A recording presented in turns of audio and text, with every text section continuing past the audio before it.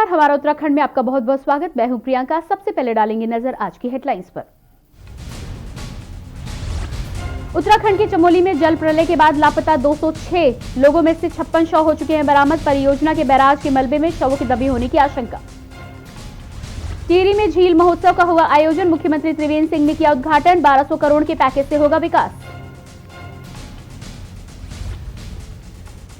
भारत के serum institute में बनने वाले कोरोना वैक्सीन को अब दुनिया भर में आपात इस्तेमाल का रास्ता हो गया साफ। WHO ने दी मंजूरी। देश भर में आज से सभी वाहनों के लिए अनिवार्य हो गया फास्टैग। अब नए 4 पहिया वाहनों के रजिस्ट्रेशन के लिए भी जरूरी होगा फास्टैग। वसंत पंचमी के अवसर पर हरिद्वार में कड़ी सुरक्षा के बीच श्रद्धालुओं ने लगाई डुबकी। लाखों श्रद्धालुओं का गंगा घाटों पर लगा जमावड़ा। उत्तराखंड के पर्वतीय क्षेत्रों में फिर बारिश और बर्फबारी के आसार। बिजली गिरने की भी मौसम विभाग ने जताई आशंका। येलो अलर्ट किया गया जारी। आप देख रहे हैं के न्यूज, खबरों का सारथी। 2 दिवसीय टिहरी झील महोत्सव का उद्घाटन करते हुए मुख्यमंत्री त्रिवेंद्र सिंह रावत ने कहा कि अब हर साल बसंत पंचमी पर यह महोत्सव आयोजित किया जाएगा। उन्होंने कहा कि टिहरी झील ही उत्तराखंड के टूरिज्म का भविष्य है और सरकार का लक्ष्य है कि जो पर्यटक यहां आए वो यहां 2-3 दिन जरूर ठहरे। इसके लिए सरकार 1200 करोड़ के पैकेज से टिहरी झील, नई टिहरी और प्रतापगढ़ का विकास करेगी। साथ ही वर्तमान में झील में 100 नाव संचालित हो रही हैं, जिसे भविष्य में 4 गुनी करने का लक्ष्य रखा गया है। सरकार ने निर्णय लिया है कि आपदा से लड़ेंगे भी और आगे भी बढ़ेंगे।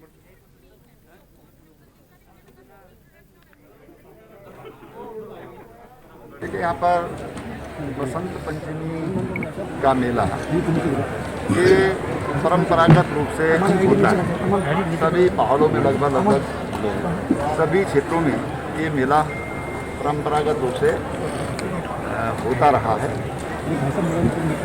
इसको पुरातन को आधुनिक से जोड़ करके इसमें कुछ नए प्रोग्राम यहाँ पर जोड़े गए ताकि ये पर्यटक हमारे बाहर से भी यहाँ पर आए, देश विदेश से यहाँ पर आए।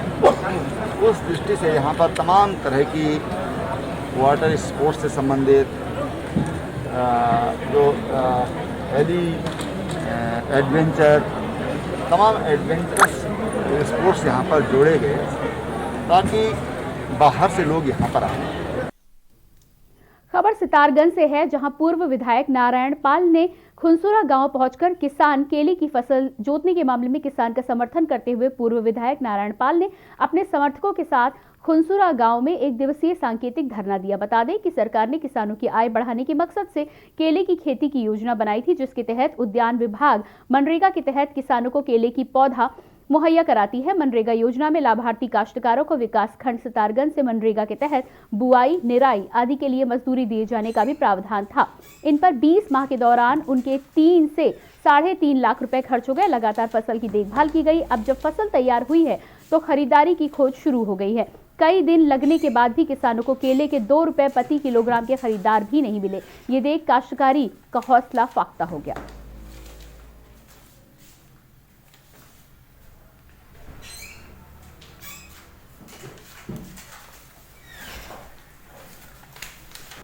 टूल किट मामले में सरकार द्वारा जहां दिशा रवि को गिरफ्तार किया गया है 26 जनवरी के मामले में, कांग्रेस उसका पूरा समर्थन करती है। हमारे साथ में राजेश रस्तोगी जी हैं, इनसे बात करेंगे किस तरीके से समर्थन जो दिया जा रहा है। रस्तोगी जी, किस तरीके से समर्थन दिया जा रहा है? एक बिचारी कन्या के साथ देशद्रोह जैसे मामले में सरकार अपनी राजनीति चमकाने के लिए फंसा रही है और देश का नागरिक कोई उसके समर्थन में भी ना बोले। कांग्रेस पार्टी ने कौन सा गुनाह कर दिया है? राहुल गांधी जी ने क्या गलत बोल दिया है? प्रियंका गांधी जी ने क्या गलत लिख दिया है? अगर कांग्रेस का वर्कर उस बच्ची के साथ खड़ा है तो आप क्यों बौखला रहे हैं? फांसी चढ़ा दो सबको। अरे प्रधानमंत्री जी, आप भी तो बताओ, पाकिस्तान में क्या करने गए थे? देश का प्रधानमंत्री होने के नाते आप पाकिस्तान की धरती को सजदा करने क्यों चले गए थे? कितनी बड़ी गद्दारी और बेईमानी है दुश्मन देश की धरती पर जाके माथा टेकना। कोई पूछने वाला है या नहीं है? क्या कर रहे हैं आप? कांग्रेस पार्टी दिशा रवि के साथ पूरी तरीके से खड़ी है और कांग्रेस पार्टी नहीं खड़ी है, देश का नौजवान खड़ा है, देश भर की बच्चियां खड़ी हैं, महिलाएं खड़ी हैं, पता चल जाएगा जो इनके कर्म है ये सामने आ जाएंगे। और मैं एक बात कहना चाहता हूं, कांग्रेस से अगर मोदी जी आपको नफरत है, अमित शाह जी, कांग्रेस को, राहुल गांधी से आपको कोई परेशानी है, इनको चढ़ा दो फांसी पे। लोगों क्यों बेचैन कर रहे हो, क्यों परेशान कर रहे हो? ये थे हमारे साथ में राजेश रस्तोगी, जिन्होंने जो है दिशा निर्देश का जो है पूरा समर्थन किया है। कैमरा पर्सन के साथ रामगोपाल, के न्यूज इंडिया, लक्सर। रानीखेत तहसील के पीपली गांव में शहीद मेजर चित्रेश बिष्ट का द्वितीय बलिदान दिवस मनाया गया, जिसमें ग्रामीणों ने उनकी शहादत को याद किया। कार्यक्रम में बच्चों ने स्वागत गीत गाया और रंगारंग कार्यक्रम भी प्रस्तुत किए। वहीं ब्लॉक प्रमुख हीरा रावत ने सभा को संबोधित करते हुए कहा कि मेजर चित्रेश बिष्ट जैसे बच्चे हमारे क्षेत्र में जन्मे हैं, जिस पर हमें गर्व होना चाहिए। साथ ही पीपली गांव को विकास योजनाओं के लिए 2 लाख रुपए देने की घोषणा भी की। मेजर चित्रेश जैसे बच्चे भी इस क्षेत्र में जन्मे होते हैं। खबर डोईवाला से है। उत्तराखंड के लोगों पर एक बार फिर टैक्स की मार पड़ने वाली है। इस बार देहरादून डोईवाला के साथ ही राज्य के लोगों को डोईवाला के लच्छीवाला में बन रहे टोल टैक्स बैरियर पर 18 फरवरी से टोल लेने की कार्रवाई शुरू होने जा रही है। इस बार नए नियम के मुताबिक आपको टोल टैक्स फास्ट टैग से देना होगा। अगर आपने अपनी गाड़ी पर फास्ट टैग स्टिकर नहीं लगवाया है तो तत्काल लगवा लें, क्योंकि अगर आपकी गाड़ी टोल टैक्स के लिए फास्ट टैग नहीं होगा तो आपसे दुगना टैक्स वसूला जाएगा। इसके साथ ही साथ डोईवाला क्षेत्र के लोग टोल टैक्स में कुछ छूट की मांग कर रहे हैं, लेकिन फिलहाल किसी भी तरह की कोई छूट टोल टैक्स प्लाजा पर नहीं मिलने वाली। इसलिए 18 फरवरी से आप पूरा टोल टैक्स देने को तैयार रहिए। सुविधा मिले तो कोई डोईवाला में इस तरह कोई विरोध नहीं होगा। परंतु अगर स्थानीय लोग भी अगर 75 रुपये या 80 रुपये का अगर यहाँ से निकलेंगे या 275 रुपये फास्टैग लगाएंगे तो बड़ा भारी पड़ेगा। कई लोग तो ऐसे हैं कि हमारे यहाँ एक महीने में 1 बार या 2 बार जाते हैं देहरादून, और उनसे 150 रुपये या 275 रुपये उनसे ले जाएंगे तो उनके दिल बड़ा दुखेगा। और टोल बैरियर चालू हो रहा है, एक विकास की गाथा लिखी जा रही है डोईवाला विधानसभा में, परंतु आप ये देखिए कि ना तो यहाँ पर लैट्रिन बाथरूम की कोई सुविधा है, ना यहाँ पर कोई पानी की सुविधा है। अब परसों से ये चालू होना है। आप ये देखिए सुविधा यहाँ पर कोई नहीं है। उधम सिंह नगर के जिले के सुल्तानपुर पट्टी चौक क्षेत्र में हो रहे अवैध खनन की शिकायत के बाद जिले के एसएसपी ने चौकी इंचार्ज सहित 4 सिपाहियों को लाइन हाजिर कर दिया है। अब सुल्तानपुर पट्टी चौकी की कमान उप निरीक्षक कमाल हसन को सौंप दी गई है। एसएसपी ने कहा कि अगर जनपद में कोई भी पुलिसकर्मी कार्य में लापरवाही बरतता हुआ पाया जाएगा तो उनके खिलाफ कार्रवाई की जाएगी। जिसके बाद एसएसपी द्वारा चौकी इंचार्ज सहित 4 सिपाहियों को लाइन हाजिर कर दिया गया। एसएसपी दलीप सिंह कुमार ने बताया कि सूचना मिल रही थी कि चौकी पुलिस द्वारा खनन के वाहनों को सही ढंग से चेक नहीं किया जा रहा था। 14 सेक्शन 14 का 14(1) है, उनको पूरा सुल्तानपुर पट्टी की शिकायतें आ रही थी। इसमें जो वहाँ का जो सर्किल अफसर है उसे जांच कराया गया, तो वो जांच कुछ तथ्य सामने आए थे। इसलिए मैंने पूरी चौकी को मैंने लाइन हाजिर कर दिया। इसमें वहाँ का जो चौकी प्रभारी है और कुछ कांस्टेबल्स इसमें इन्वॉल्व हैं। खटीमा में युवाओं में चल रही नशे की प्रवृत्ति को लेकर पुलिस ने एक गोष्ठी आयोजित की। पिछले 2 महीने में स्मैक और चरस के मामले बढ़ने के बाद पुलिस ने नशे के खिलाफ अभियान चलाया है, जिसके तहत पुलिस ने गोष्ठी में युवा और उनके अभिभावकों से संवाद किया। साथ ही क्षेत्र में बढ़ते नशे और उससे होने वाले नुकसान से बचने की अपील भी की गई।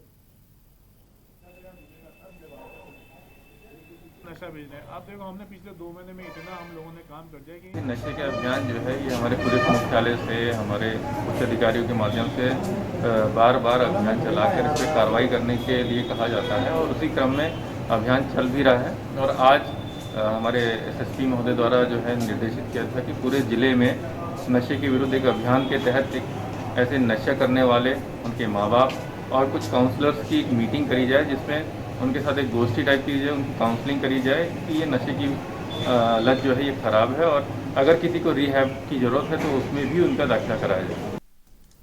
और अब खबर लक्सर से है, जहां बसंत पंचमी के मौके पर चाइनीज मांझे की चपेट में आने से कई लोग घायल हो गए। आपको बता दें कि लक्सर में चाइनीज मांझे के खिलाफ पुलिस ने चेकिंग अभियान चलाया था, जिसमें पुलिस को किसी भी दुकान पर चाइनीज मांझा नहीं मिला। वहीं आज लक्सर ओवरब्रिज के ऊपर चाइनीज मांझे की चपेट में आने से आधा दर्जन लोग घायल हो गए। इनमें एक युवक चाइनीज मांझे से बुरी तरह से कट गया, जिसका स्थानीय हॉस्पिटल में इलाज चल रहा है।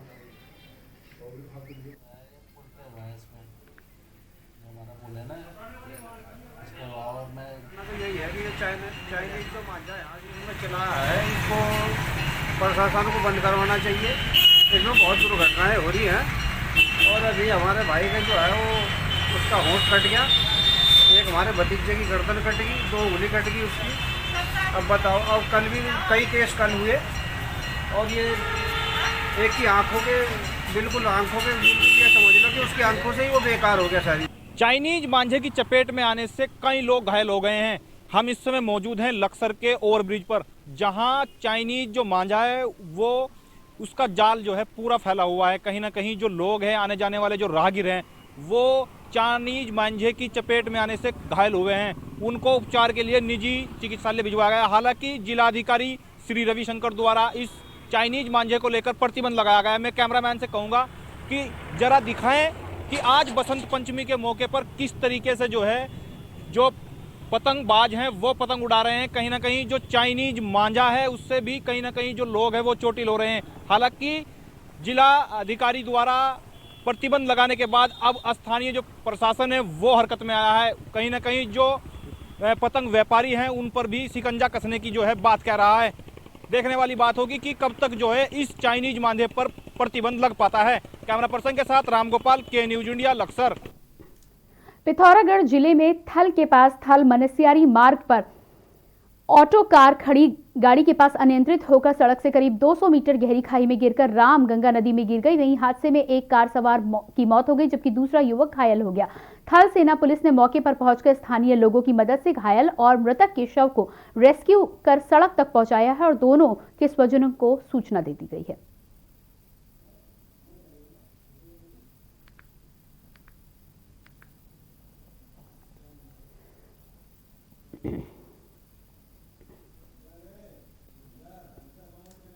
ऊधम सिंह नगर के रुद्रपुर में एक युवक ने ट्रेन के आगे कूदकर आत्महत्या कर ली। सूचना पर पहुंची पुलिस ने मृतक के शव को कब्जे में लेकर पोस्टमार्टम के लिए भेज दिया है। बताया जा रहा है कि मृतक अब्दुल रहमान उत्तर प्रदेश के चंदौली जिले का रहने वाला था और ट्रक में काम करता था। बीते दिनों अब्दुल रहमान ट्रक में सामान लेकर पंतनगर सिटकुल आया था और कल रात से ही गायब चल रहा था, जिसके बाद ट्रक चालक द्वारा अब्दुल रहमान की खोजबीन शुरू कर दी गई। आज सुबह अब्दुल रहमान का शव रेलवे ट्रैक पर कटा हुआ मिला। मृतक के परिजनों को घटना की सूचना दे दी गई है। रुद्रपुर के सीओ सिटी अमित कुमार ने बताया कि शव को कटे हुए हालात में पाया गया था। इसके बाद कब्जे में लेकर पोस्टमार्टम के लिए भेज दिया गया है और मामले की जांच की जा रही है। सूचना आई थी कि ट्रैक पे कोई आदमी कटा मृतक मिला है, तो उसमें थाने की पुलिस गई। इसके पास एक आधार कार्ड बरामद हुआ था जिसकी तस्दीक की गई, तो इसका नाम अब्दुल रहमान तस्दीक हुआ। ये चंदौली का रहने वाला है। इसमें इसका जीजा साथ में ही था। ये टाटा कंपनी है, उसमें कोई माल सप्लाई करने आए थे, तो काफ़ी दिन से यहाँ थे। शायद उसी संबंध में ये यहाँ रुके थे। बाकी पंचायतनामा भरा जा रहा है, पोस्टमार्टम की कार्रवाई की है। और फिलहाल रुकेंगे एक छोटे से ब्रेक के लिए, फौरन होते हैं हाजिर।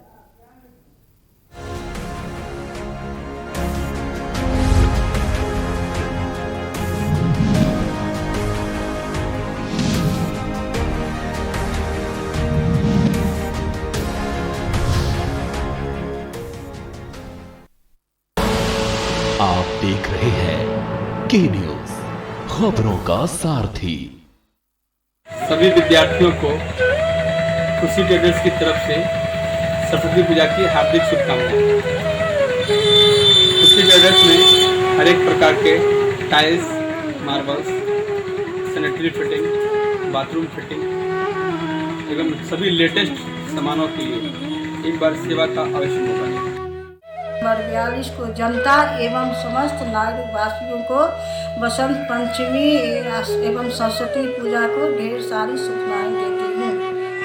खुदी को आजमाया है तो ये अंदाज आया है, खुदी को आजमाया है तो ये अंदाज आया है। तुम में भी मैं हूँ, शुद्ध प्लस पान मसाला। आप देख रहे हैं के न्यूज, खबरों का सारथी।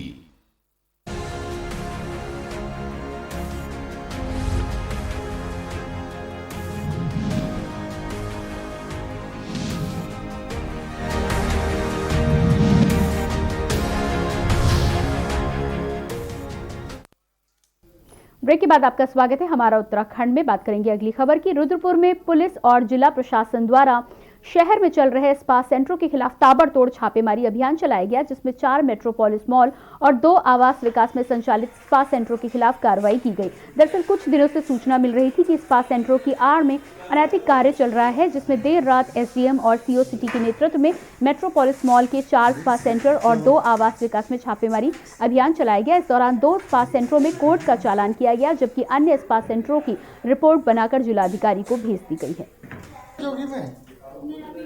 चौकी में आरटीसी आई थी, इसलिए मेरी क्या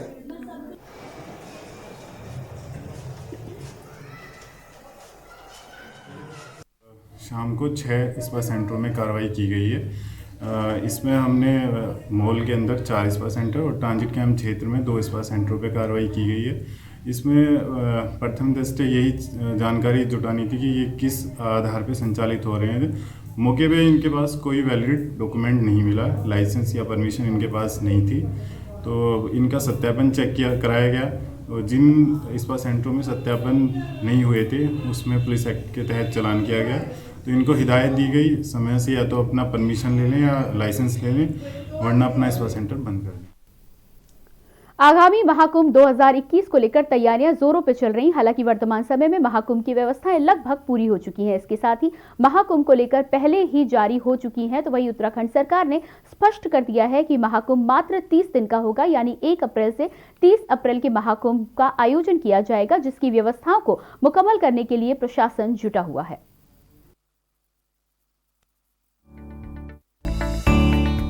आगामी महाकुंभ 2021 को लेकर तैयारियां जोरों शोरों से चल रही हैं। हालांकि वर्तमान समय में महाकुंभ की व्यवस्थाएं लगभग पूरी हो चुकी हैं। मुख्य सचिव ओम प्रकाश ने बताया कि महाकुंभ का प्लान साफ हो चुका है। केंद्र सरकार की गाइडलाइन के मुताबिक राज्य सरकार ने 30 दिन का महाकुंभ कराने का फैसला लिया है। इसके तहत 1 अप्रैल से 30 अप्रैल के बीच हरिद्वार महाकुंभ का आयोजन होगा। स्थिति स्पष्ट है, कुंभ का पीरियड जो है वो कम कर दिया गया है, क्योंकि सेंट्रल गवर्नमेंट ने डायरेक्शन दिए थे कि कुंभ का पीरियड कम किया जाए, तो कुंभ का पीरियड 1 अप्रैल से 30 अप्रैल तक कर दिया गया। मुख्य सचिव ने बताया कि महाकुंभ के दौरान कोई भी स्पेशल ट्रेन नहीं चलाई जाएगी। इस बाबत मुख्य सचिव की ओर से रेलवे मंत्रालय को पत्र भी भेजा गया था, जिस पर सहमति बन गई है। लिहाजा सिर्फ महाकुंभ क्षेत्र से यात्रियों को बाहर ले जाने के लिए ट्रेनों की व्यवस्था की जाएगी। इसके साथ ही कोई भी अतिरिक्त बस महाकुंभ में नहीं लगाई जाएगी। ट्रेनों के संचालन के लिए स्पष्ट किया गया कि कोई विशेष ट्रेन आप नहीं चलाएंगे, और जो मुख्य स्नान दिवस है, जब शाही स्नान होते हैं, तो उसमें भी रिक्वेस्ट की गई है कि ट्रेन सब ना चलाएं, लेकिन इवैक्यूएशन के लिए ट्रेन रखें, बाहर जाने के लिए ट्रेन रखें। ये रेलवे मंत्रालय से अनुरोध किया गया। बसों के संचालन को लेकर यही स्थिति है कि आप नई बसें जो हैं वो बिना उत्तराखंड सरकार की अनुमति के नहीं चलाएंगे। और रेलवे से ये भी अनुरोध किया गया कि जो भी आएंगे वो उनका टेस्ट कर लें कि वो कोविड नेगेटिव है। कोरोना को देखते हुए 1,46,000 वैक्सीन उत्तराखंड पहुंची हैं, जो कुंभ में काम करने वाले कर्मचारियों के साथ ही महाकुंभ के व्यापारियों को भी लगाई जाएंगी। हाँ, ये भारत सरकार ने वैक्सीन हमें 1,46,000 डोज दे दी है, तो उसमें जो कुंभ में काम कर रहे हैं उनको लगेगा, और जो आसपास के जो व्यापारी हैं उनको भी वैक्सीन जो है दिया जाएगा। महाकुंभ की अवधि कम होने का व्यापारी विरोध कर रहे हैं। अब ऐसे में देखने वाली बात ये होगी कि कोरोना के बीच बिना किसी लेट लतीफी के कुंभ का सफल आयोजन हो पाता है या नहीं। के न्यूज इंडिया के लिए हरिद्वार से राजेश वर्मा की रिपोर्ट।